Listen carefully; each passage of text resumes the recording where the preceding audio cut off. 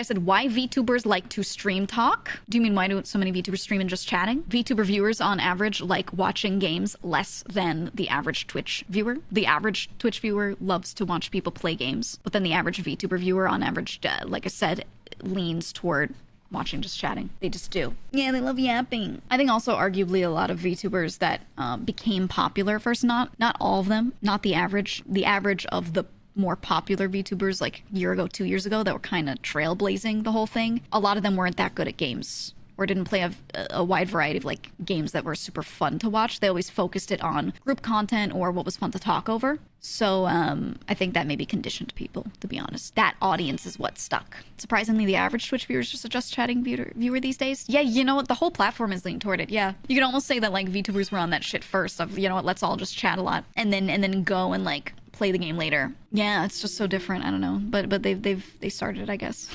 Not started, but they're like the first community to as a whole be doing that. Some people like looking at the model more. There are definitely some people like that, but I feel like those viewers don't last. People who are like that and they're just there for you visually, they'll probably stay for like a month and be like, that's my favorite anime waifu, and then like they fall off. Those aren't people that stay there for years.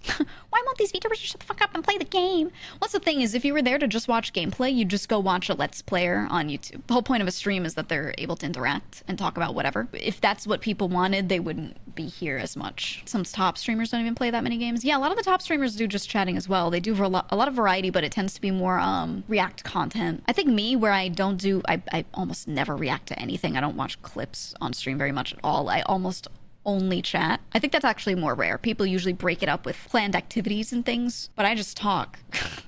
I don't actually mind that kind of stuff. I'm not in a habit of doing it, so I just don't. Just chatting's been the fastest growing category since it launched in like 2018. I mean, you should be able to tell from like how popular podcasts have gotten on YouTube and on Spotify. Podcasting is like one of the most consumed forms of media now. That's what people like. They just don't want to listen in on radio shows because you have to be there at the right time. Whereas a podcast is the same thing, essentially, kind of, sort of, but it also tends to be topic heavy, so you can find something that really suits you and you can listen to it whenever and pause it whenever. It's just better radio, and people have always liked that sort of thing. How come VTubers never seem to finish games, especially compared to FleshTubers? Oh yeah, so because most VTubers built up audiences of variety viewers, a lot of early VTubers too, their schedules were not play one game until you finish it, then about 2-3 weeks of streaming, you know, you're done, and then now play the next game. Instead, what they tend to do is variety in the I'm gonna play something different every day type. So Tuesday, we're playing Pokemon. Wednesday, we're playing Superliminal. Thursday, we're playing that new game about climbing or Sisyphus or whatever the fuck, right? And they play a different thing every day. So if they're doing a full playthrough of something and they're playing it once or twice a week, realistically, it takes them like well over a month to actually finish that game, to put the hours into it they need to get to the end of it. And people stop caring about the game after like 2 weeks, usually.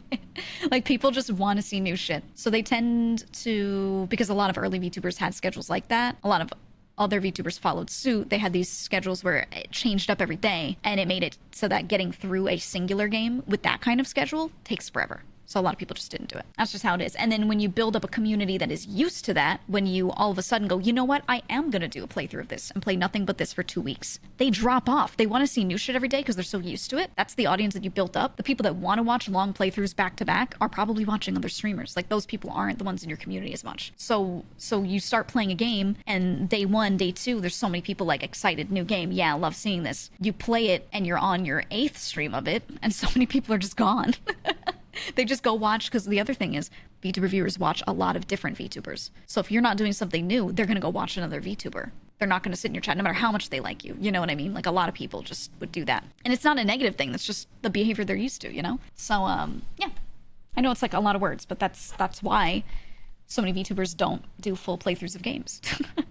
There's all these different like behaviors and ways that their communities are used to things, that it just makes it so that it doesn't perform well. My opinion is that even if something doesn't perform well, it's okay to do it occasionally, but you can't do that all the time, or you're literally like hamstringing yourself. And if this is your job, then, you know, you really you can't play with it too much, right? Yeah, there's like a fine balance. I always did variety, and I did playthroughs of things, but I usually did like 2 or 3 days a week of that thing, and then the other 1 or 2 days a week I did some sort of variety in between, right? I usually didn't play a game back-to-back streams, but I'd play it like every other stream, and people would get through it usually. And I would play a game, and if I saw a lot of people dropping off, I would be like, okay, do I love streaming this game, or do I just love playing it? Because if I just love playing it, but I don't care if I stream it or not, I'll just finish it on my own time. I don't care. If my community isn't so hyped to watch me fully get through it, then why keep playing on stream? I could just play something else they're hyped to see, and then play it on my own time after stream. And that's like, you know, what the Discord screen sharing shit that I always do was for. I'll just go finish a game in there for those that did want to see it, but if it's a smaller subset, then, you know,